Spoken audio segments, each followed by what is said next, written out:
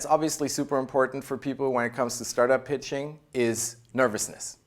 Because when you go up on stage, you become nervous, and that can screw everything up. But for all of you that worry about that, I have one word: relax. There is no reason to worry too much. Because while I see how putting yourself in the spotlight can be daunting, it can be something where you get really nervous, I have great news for you. At a startup event, people never bring tomatoes. It never happens.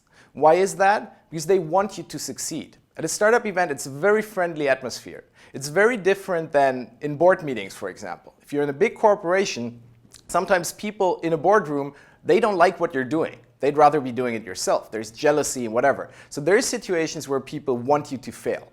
In the startup world, that never applies. Everybody wants you to succeed in the startup world. So that's the first reason why you should relax when you're pitching in a startup setting.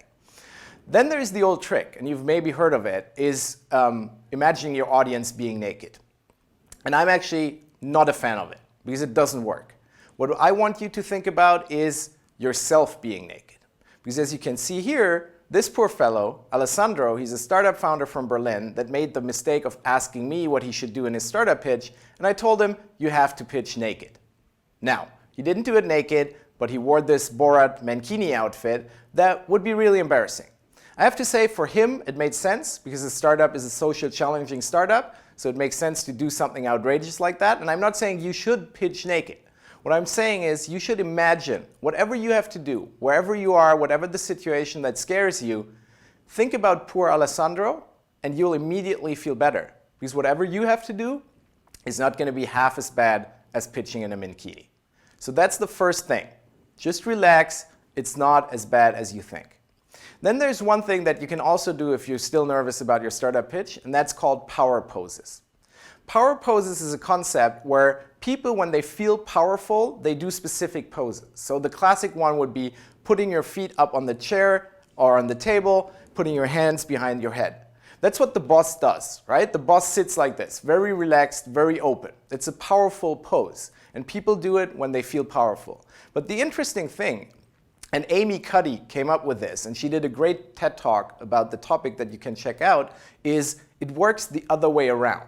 So when you feel powerful, you do a powerful pose. But it also works if you do a powerful pose, you will feel more powerful. So before you go up on stage or any other situation that you're scared of, do a powerful pose.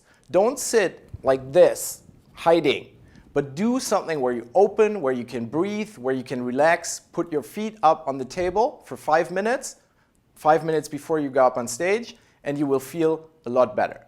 I tell this tip to a lot of people, and 80% of them come back to me and say it really works. They do relax, and they do a better presentation on stage because of it. One other thing that leads to being not so nervous is repetitions. The more you do something, the more comfortable you will be doing it. So if you have never done your pitch before and you go up on stage, of course you're going to be nervous. But if you've practiced your pitch 25, 30, 50 times, then you will feel less nervous when you go up on stage. And this also means that you should start pitching as early as possible and with smaller audiences. So don't wait for the big startup event to do your first pitch, but go to a small meetup. Pitch to 5, 6, 7 people that are maybe totally unimportant for you. Don't wait for that day when all the important investors in the world are going to be in one room and looking at you. Because you want to do your first pitch in a small setting, because then you can screw up. And when you have the big room and everybody's looking at you, that should be your 25th, your 30th pitch when you feel comfortable in what you're doing.